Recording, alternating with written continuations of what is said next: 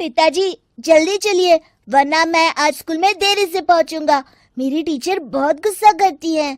हाँ हाँ बेटा, अभी चलते हैं, बस 2 मिनट रुको। तभी रमेश की पत्नी कमरे से बाहर आती है और रमेश से कहती हैं, सुनिए जी, आज शाम को आप ऑफिस से जरा जल्दी घर आ जाइएगा। याद है ना, आज आपको मुझे शॉपिंग कराने के लिए लेकर जाना है। अरे भाग्यवान, इस महीने हाथ जरा तंग है। मेरी मानो तो शॉपिंग का विचार कुछ दिनों के लिए अपने दिमाग से निकाल ही दो। मैं तुम्हें अगले महीने पक्का शॉपिंग कराने ले जाऊंगा। अभी मुझे चलना चाहिए, वरना राजू को स्कूल पहुंचने में देर हो जाएगी। देखिए जी, अब आपके ये बहाने पुराने हो चुके हैं। मैं कुछ नहीं जानती। आज शाम को मुझे शॉपिंग करने जाना है, मतलब जाना है। आगे आपकी मर्जी। अच्छा ठीक है भाग्यवान, अब तुम पूरा घर सर पर मत उठाओ, मैं कुछ करता हूँ। इतना कहकर रमेश अपने बेटे राजू को लेकर वहां से चला जाता है।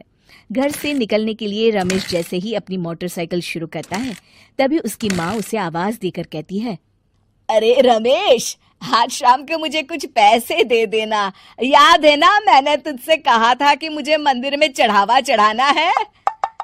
अरे माँ, मेरी तनख्वाह आने में अभी 10 दिन बचे हैं। अभी मेरे पास बिल्कुल पैसे नहीं है। हाँ, मेरी तनख्वाह मिलते ही मैं तुम्हें पैसे दे दूंगा। रमेश की माँ चिढ़कर कहती हैं, अरे तेरा दिमाग तो खराब नहीं हो गया?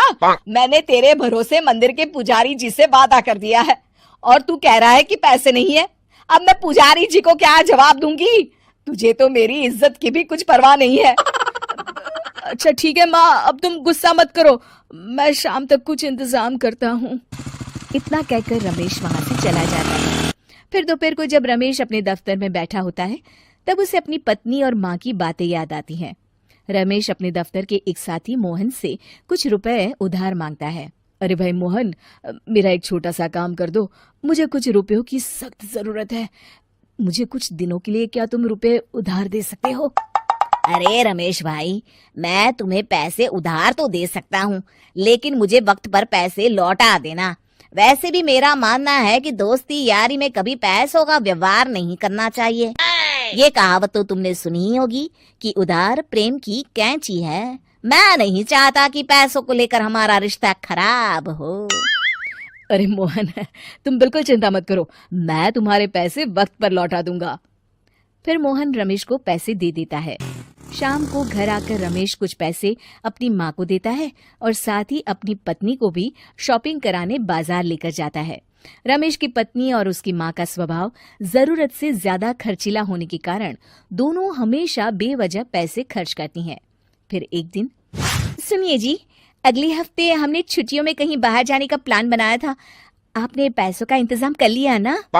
अरे अभी कहाँ, अभी तो मेरे पास बिल्कुल पैसे नहीं है। हम कभी और चले जाएंगे।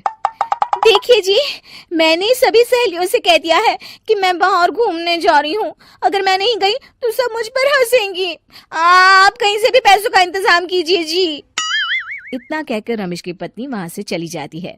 वहीं दूसरी तरफ रमेश की माँ भी तीर्थ यात्रा जाने की जिद करती है और रमेश से पैसे मांगती है। फिर अगले दिन रमेश एक सेठ से पैसे उधार लेकर अपनी पत्नी और बेटे को घुमाने ले जाता है और अपनी माँ को भी तीर्थ यात्रा पर भेज देता है। लेकिन जैसे ही रमेश अपनी छुट्टियां बिताकर वापस आता है, कर्जदार उसका जीना मुश्किल कर देते हैं। इतना ज्यादा कर्ज एक साथ अपने ऊपर देख रमेश काफी परेशान रहने लगता है।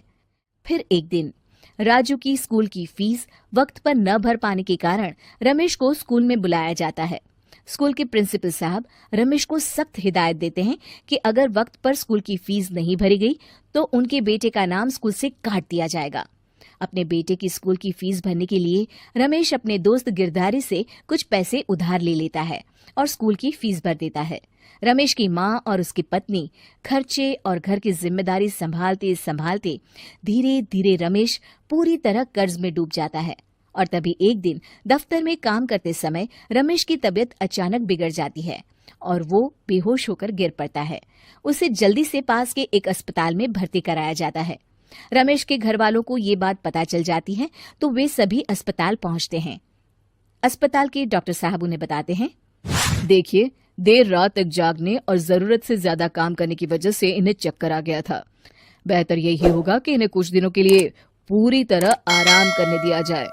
रमेश की हालत देखकर उसके बेटे राजू को बहुत गुस्सा आता है और वो अपनी दादी और माँ से कहता है, माँ, दादी, मैं इतना छोटा हूँ, फिर भी मैं इतना समझता हूँ कि पिताजी दिन रात दफ्तर में काम करके पैसे कमाते हैं।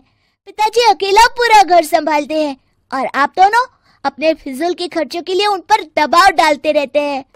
आज पिताजी की हालत के जिम्मेदार तो आप दोनों हैं।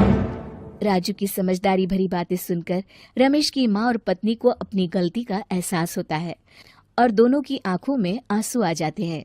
फिर कुछ दिनों के बाद रमेश की तबीयत एकदम अच्छी हो जाती है और वो पहले की तरह अपने काम पर जाने लगता है। रमेश की माँ और पत्नी अब उसे किसी प्रकार की कोई तकलीफ नहीं देते और ना ही उससे किसी चीज की मांग करते हैं। फिर देखते ही देखते रमेश अपने कर्ज के सारे पैसे चुका देता है। उसकी जिंदगी पहले की तरह अच्छी हो जाती है और वो अपने परिवार के साथ खुशी खुशी रहने लगता है। शिक्षा, हमारे रिश्ते एक तराजू की तरह होते हैं जिसकी दोनों ओर जिम्मेदारी और समझदारी का वजन बराबर होना चाहिए।